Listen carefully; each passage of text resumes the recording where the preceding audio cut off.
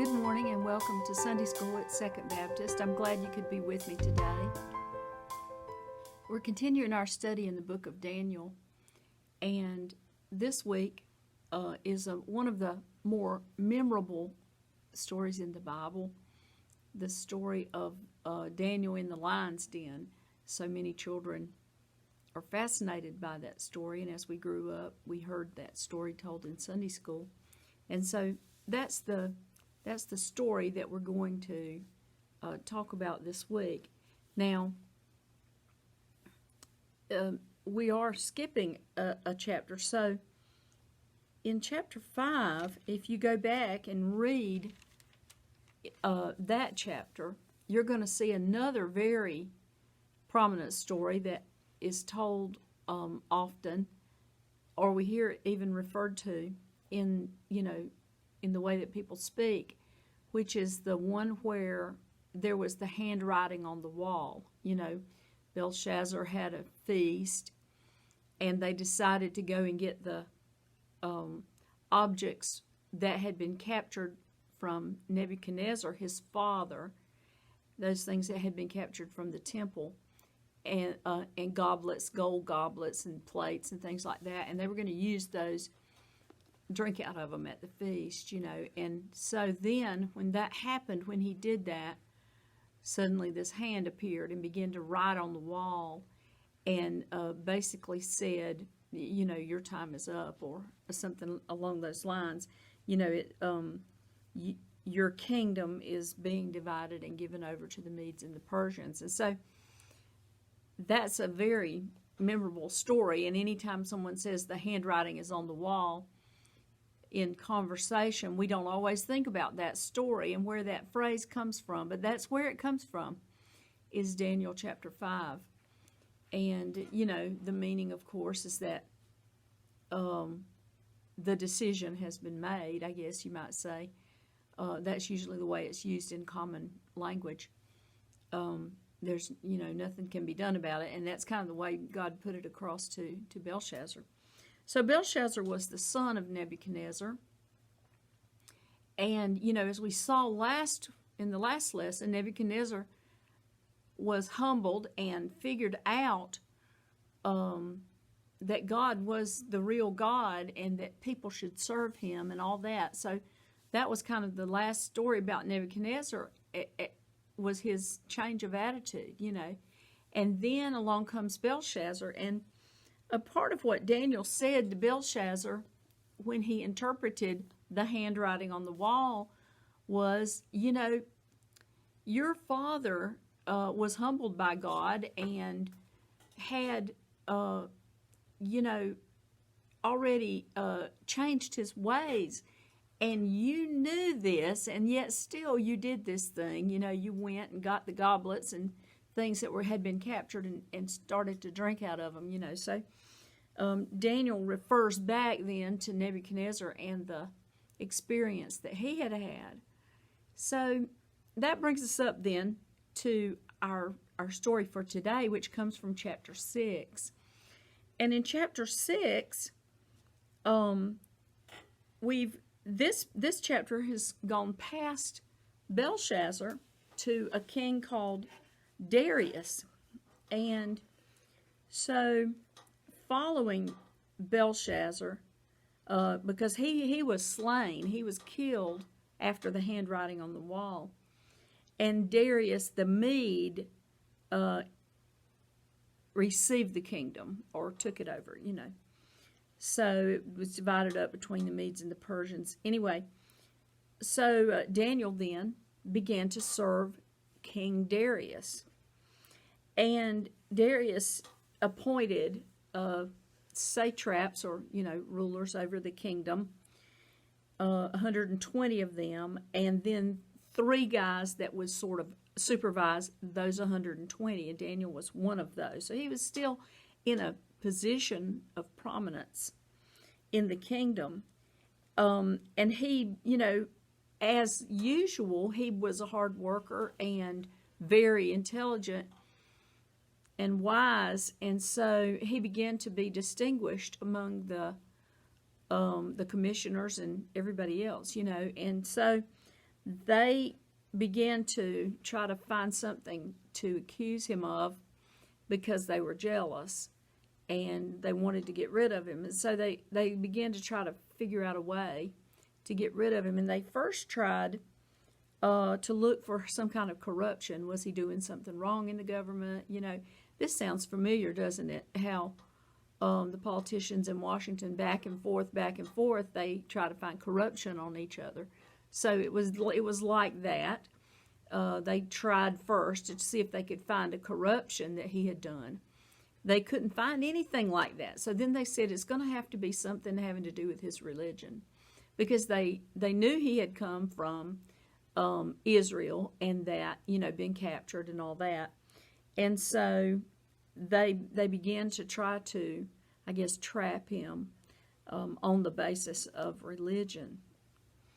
And so they went to King Darius without Daniel knowing, I guess, and said, we think you should issue a statute or a proclamation that for 30 days, I think it's 30 days, everybody in the kingdom, all the rulers, the high officials, the governors, everybody in the kingdom, that for 30 days they should not petition any god or pray to any god, only King Darius. You know, so they appealed to King Darius's ego. Oh, King Darius, you're so great.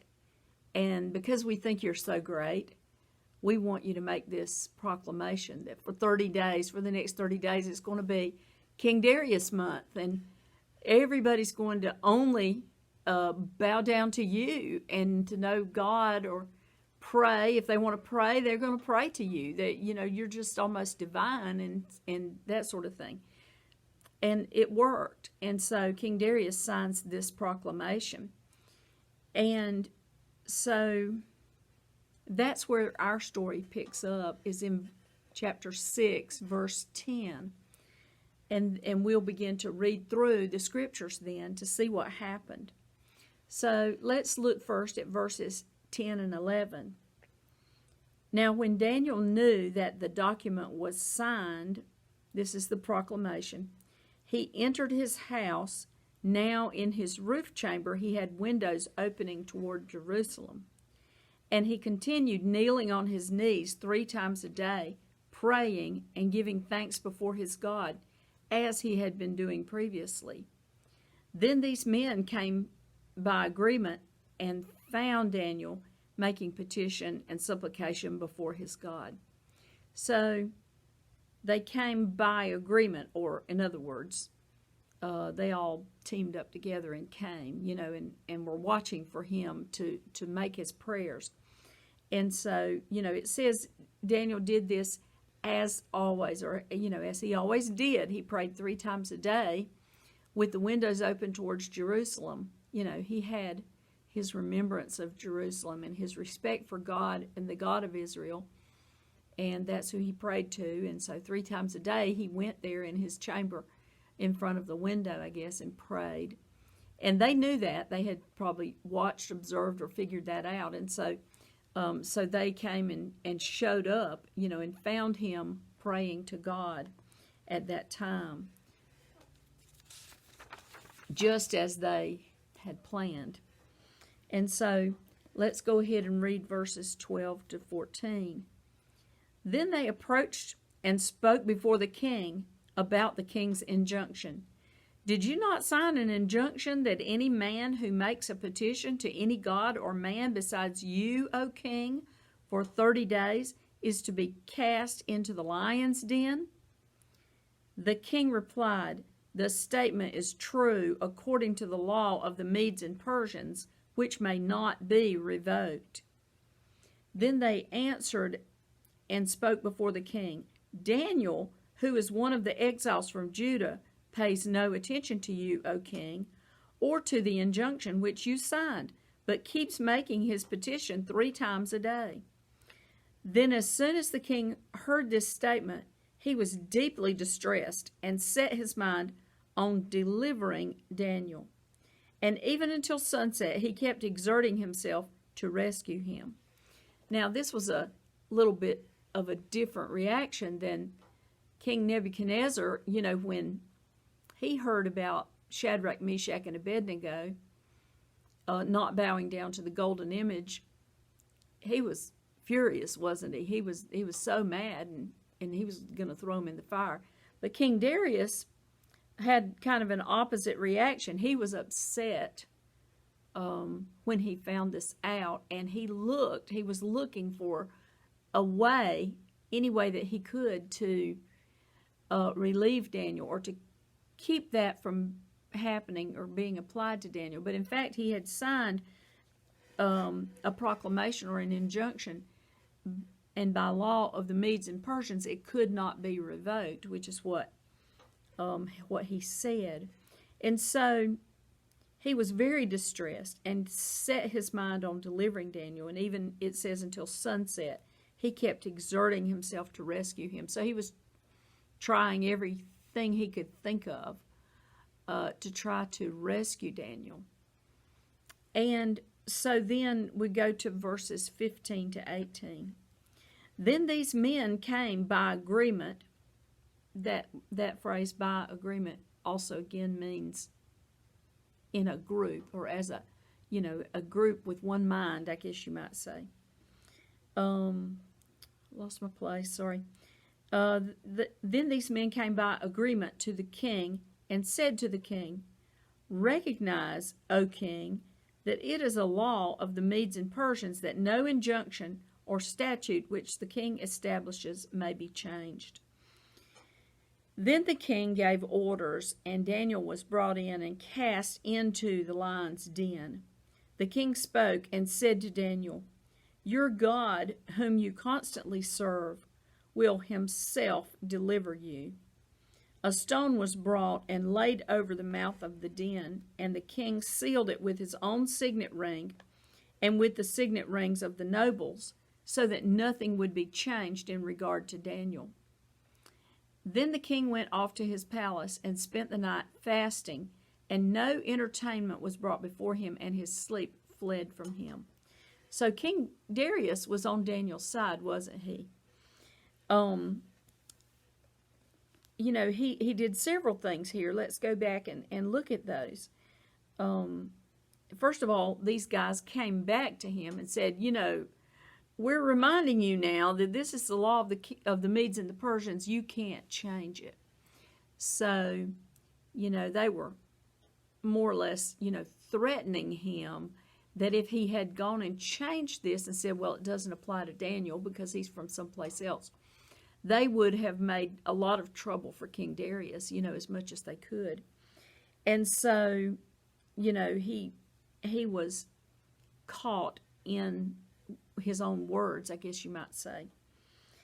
And so he gave the order that Daniel was to be cast into the lion's den according to the injunction. That was the penalty. And before Daniel went in, he says to Daniel, "Your God, whom you serve constantly, will deliver you." Now, Darius would not have said that if he had not been observing Daniel and known that this was Daniel's lifestyle. This was something that Daniel did on a daily basis, in not only the way he closed himself up in his chamber or his house and prayed, but also in the way he lived.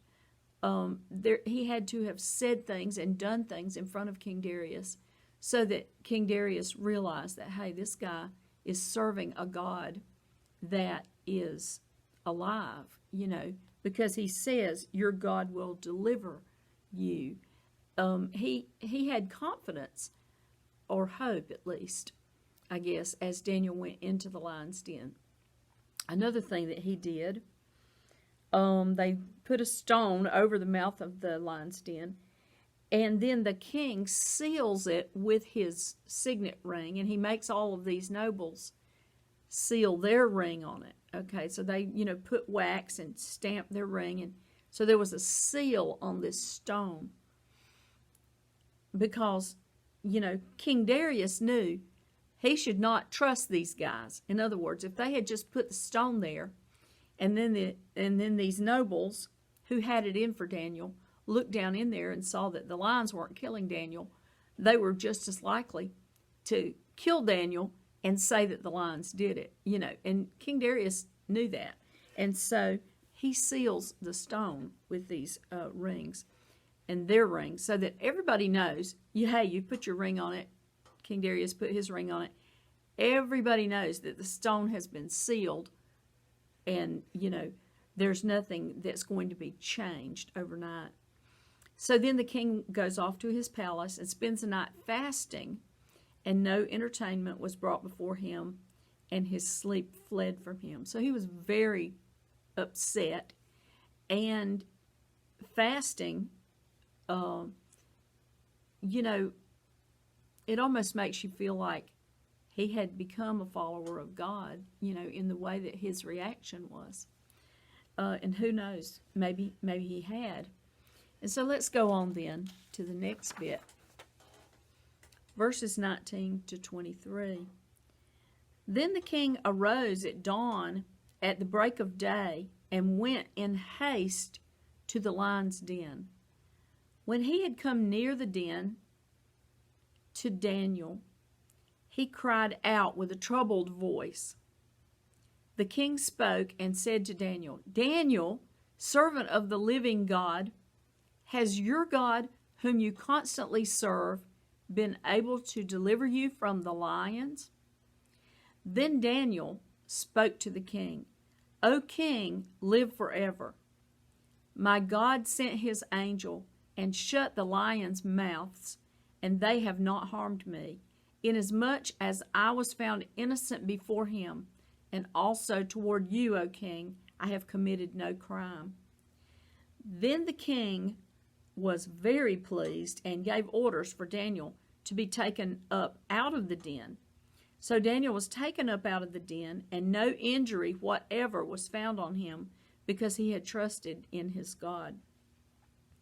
So, the king, as soon as the sun came up, at break of day, it says, went hastily to the lion's den. So he rushed down there to see, and he cried out in a troubled voice. He was just worried and upset. Oh, Daniel, are you there? Are you still alive? He calls him Daniel, servant of the living God. So King Darius had figured out that the God that Daniel followed was a living God and the true God, I think. And he says, has your God, now he doesn't say our God, he says your God.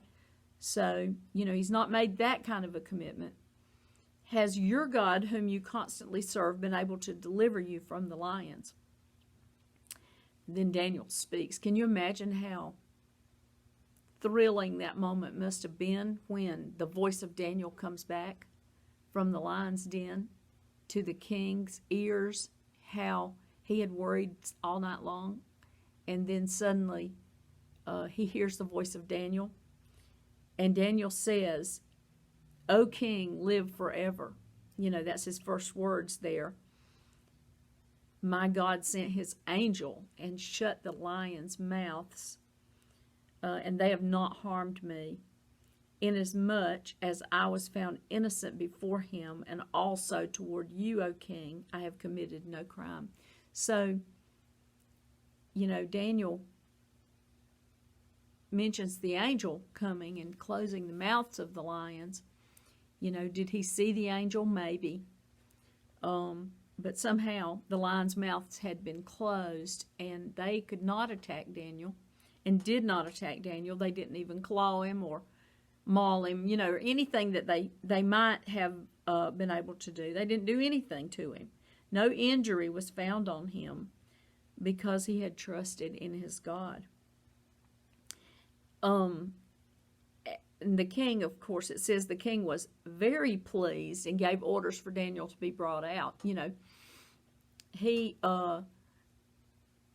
Someone has described the lion's den as being maybe a pit with a hole, you know, where they could let food down to the lions. And so then they, I guess if they had people they needed to throw them to the lions, they would throw them down the hole, you know, and the lions would just eat them, you know.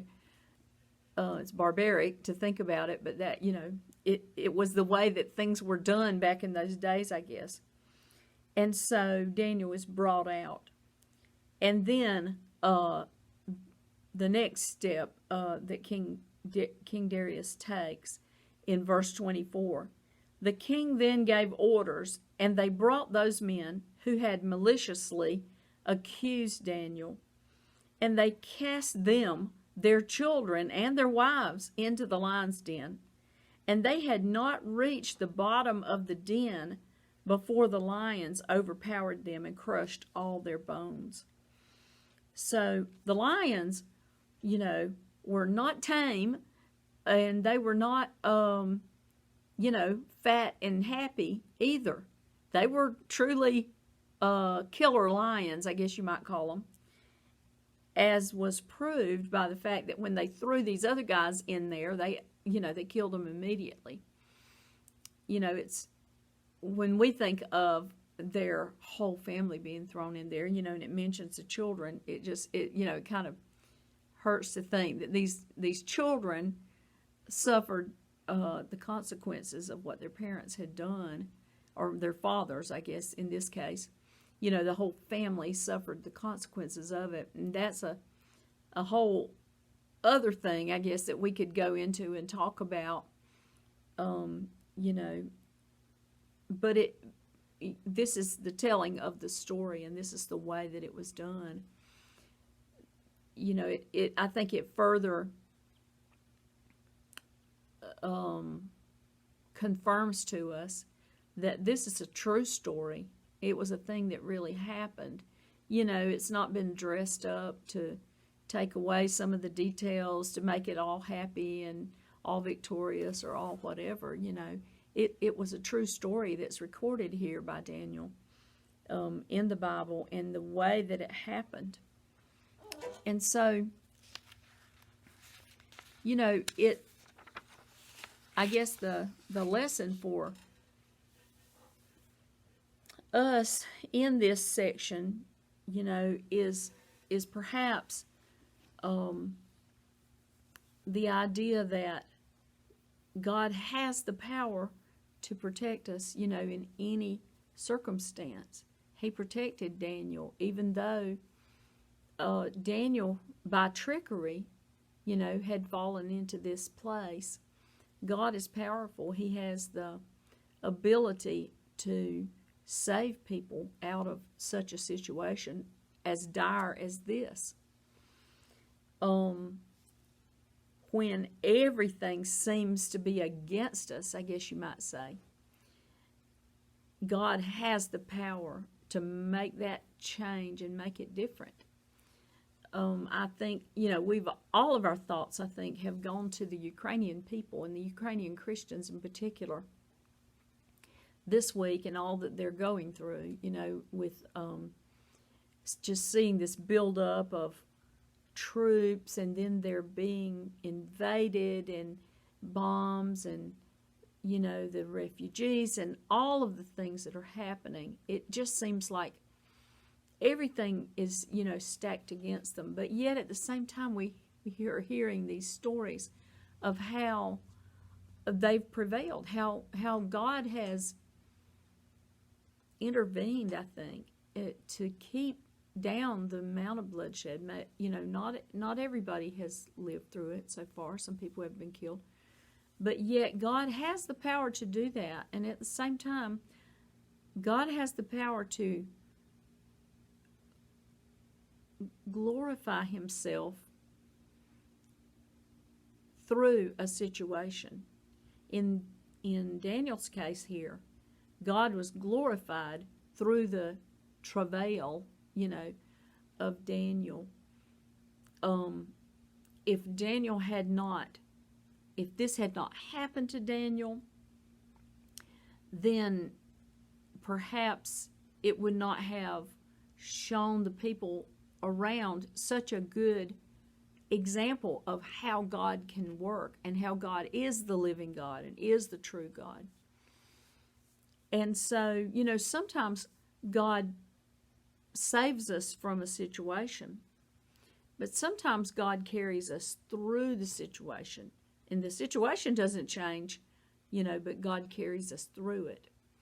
And he can be glorified in either way, whether he saved us from the situation or whether he is glorified in the way that we are carried through the situation.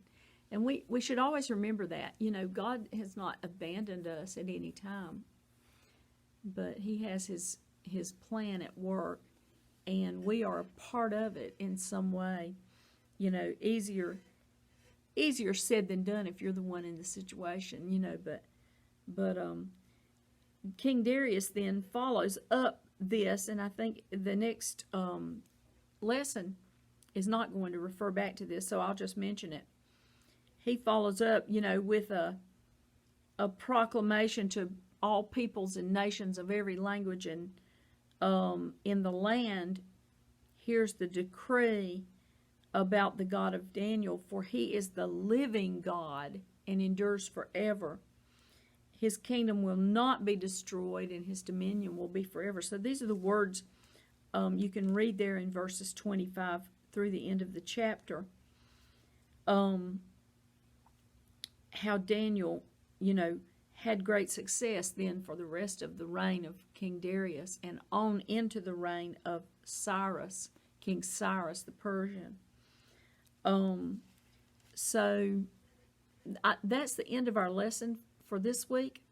Now, Clint and I are about to travel, and we would appreciate your prayers for us as we travel on